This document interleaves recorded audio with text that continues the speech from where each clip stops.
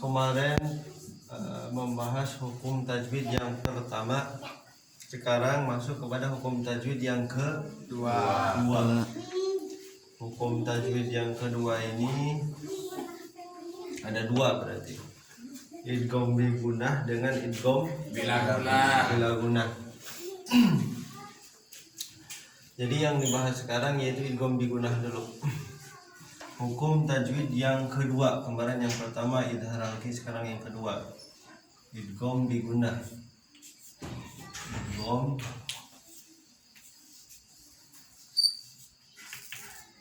bigunah.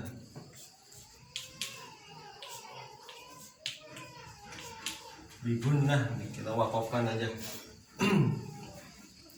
Sebelum dilanjut kita artikan dulu. Kita artikan idgham artinya memasukkan.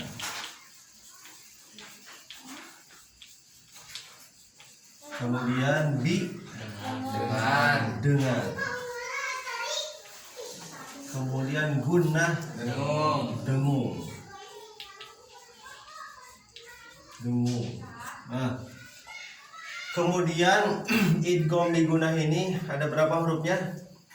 4.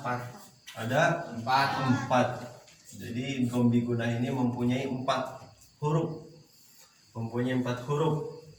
Apa aja? Ya, nun, mim, waw. Biasa seperti kemarin. Ini namanya apa? Sasaran. Nah, seperti biasa sasaran pasti sebelumnya ada pelaku. Pelakunya ada berapa?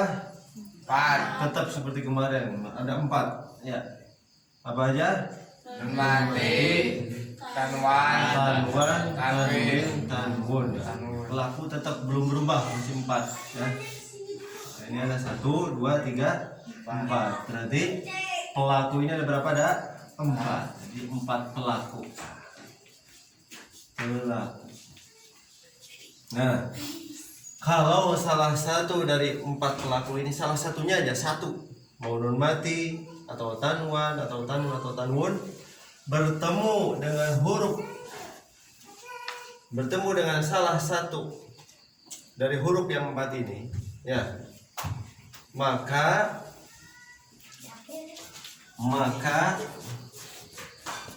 cara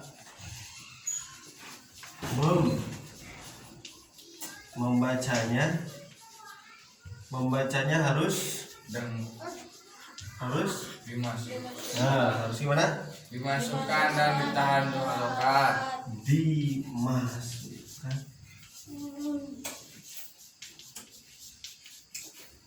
dan ditahan 2 harokat atau 2 h ya, singkat 2 harokat. 2 harokat itu berapa? 2 hitungan jari. Coba dicontoh.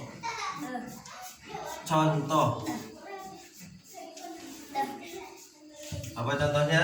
Mayyakulu. Nah, kita buat satu dulu.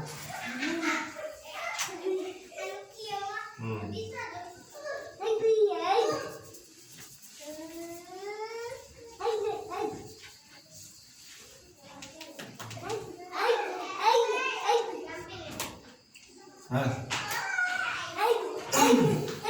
kita bahas dulu yang ini. Ya, ini sekarang kita membahas idgham bigunah.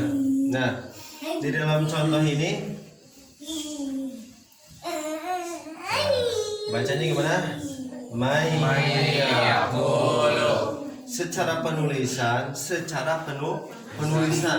tulisan man yakul, ya, man yakul. Nah, coba kita lihat di sini hukumnya apa? Hukumnya idgham bigunah. Kita bisa tahu ini hukumnya idgham bigunah dari mana? Kita lihat tandanya. Tandanya itu ya terbentuk daripada pelaku dan sasarannya. Kita lihat tandanya apa, lihat pelakunya apa. Salah satu dari sana apa? Yang ada berarti nun mati. Nah, ini dia. Nah, pelakunya berarti ada nun mati. Kemudian sasarannya huruf Ya. huruf iya. Huruf iya. Tadi kita kembali lagi. Arti daripada idgham itu artinya memasukkan. Ya. Artinya memasukkan. Jadi cara pembacaannya bukan tulisannya. Cara pembacaannya pun harus dimasukkan. Pelakunya itu dimasukkan ke sasaran. Ya. Ketika cara pembacaannya pelakunya atau nun matinya masukkan ke sasarannya, yaitu ke huruf ya. Dalam contoh ini ke huruf ya. Jadinya yang tadinya man yakulu jadinya may yakulu. Jangan lupa dan ditahan 2 harokat. Ya, masukkan dulu ke sasarannya dengan cara ditekan, kemudian tahan 2 harokat baru lepaskan. Ya, jadinya may yakulu. Ya. Gimana? Mayakulu. Jadi bukan mayakulu. Ya, tahan dulu 2 harokat. Mayakulu. Contoh yang kedua. Ya, tadi pelakunya memakai nun mati. Coba pelakunya memakai daripada yang lain selain nun mati. Mau tanwan, tanwin atau tan. Ya. Contohnya ada yang bisa? Coba. Ada? Udah. Nah, coba nanti yang ketiga. Sekarang yang kedua dari saya dulu. Tan.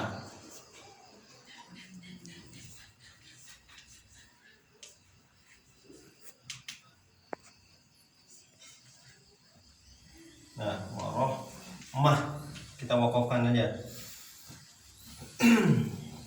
Nah, lihat. Di sini di dalam contoh yang kedua, ini hukumnya apa nih yang digaris bawahi? Sebelum kita jawab, gimana caranya kita bisa tahu ini hukumnya apa? Apakah idhar halki, apakah idgham biguna, apakah idgham bila guna, apakah iklab, apakah ikhfa? Ya. Dari mana kita tahu? Kita lihat dulu tandanya. Ya. Tandanya itu berarti terbentuk daripada pelaku dan sasarannya. Ambil satu dari sana, lihat. Ada pelakunya nggak di sini? Ya.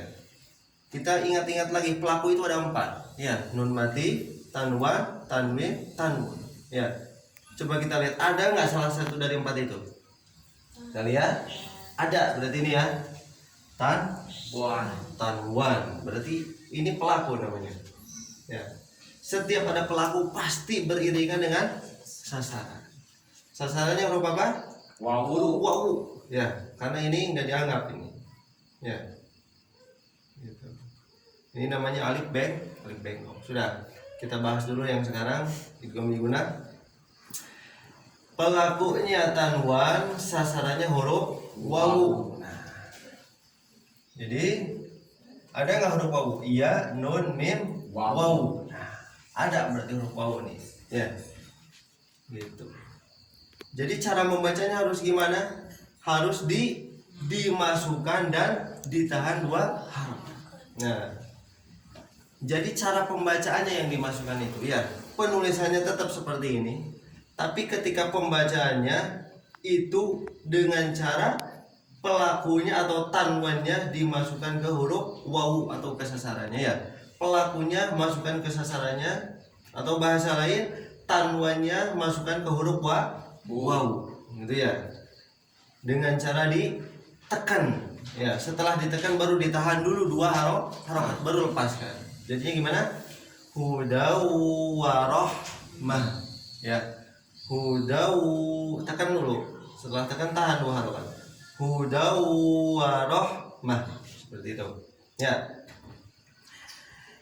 Di dalam Al-Quran ini sudah pasti setiap idgham biguna itu pasti ada tasydidnya. Ya. Di atas huruf ya, di atas huruf nun, di atas huruf mim, di atas huruf wawunya itu pasti ada tasdidnya. Ya. Tapi ketika kita melihat di dalam kitab gundul atau kitab kuning ya, itu biasanya kadang ada beberapa kitab yang tidak ada tasdidnya.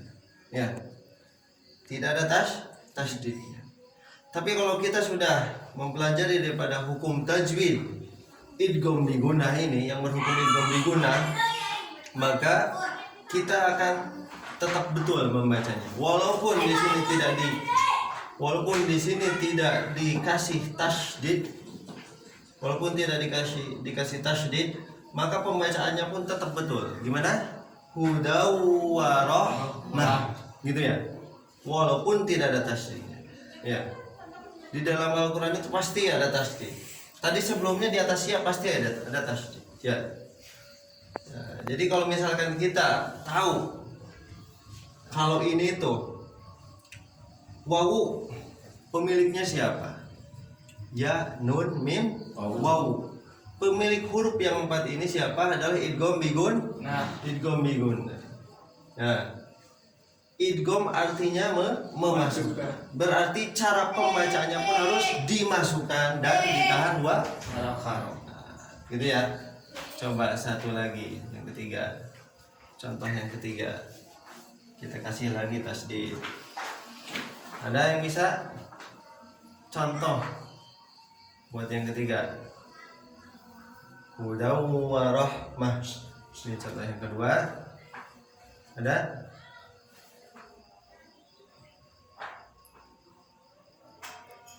Tidak ada.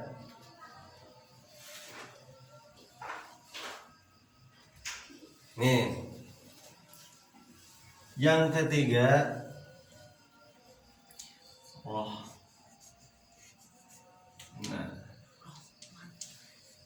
nah, coba bacanya gimana? Rahmatam min.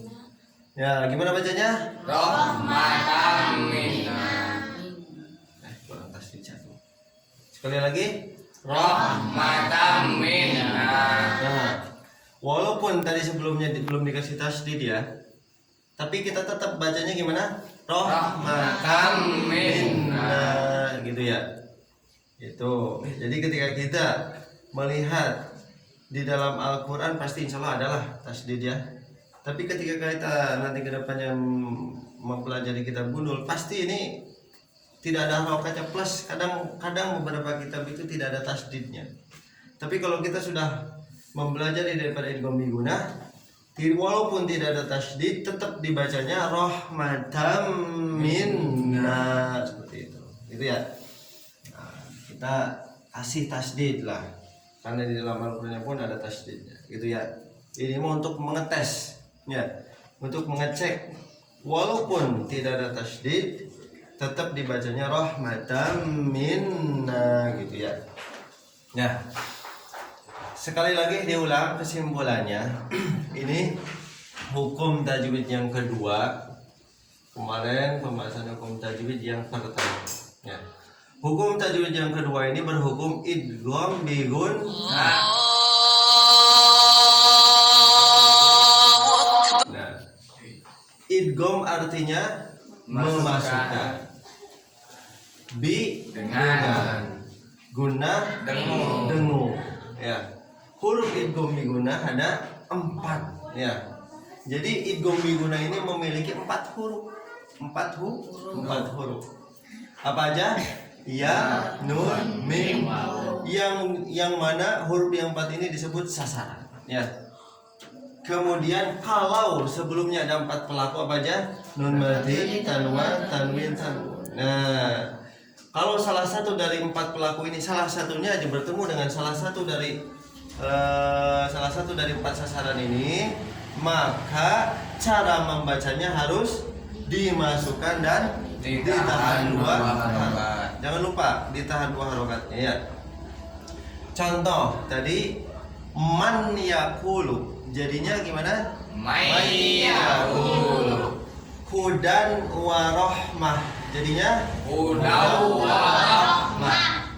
Satu lagi rahmatan minna. Jadinya Rahmatan minna. Udah ya. Ini hukum tajwid yang kedua.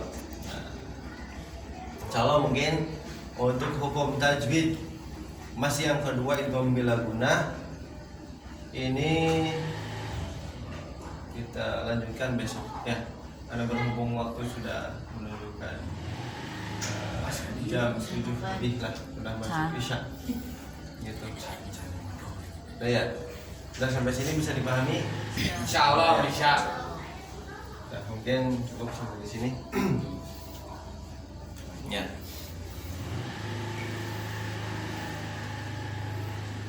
Kemudian kita tutup dengan doa rahmaniyah. Subhanallahumma wa bihamdika asyhadu an la ilaha illa anta astaghfiruka wa atubu ilaik. Assalamualaikum warahmatullahi wabarakatuh. Waalaikumsalam.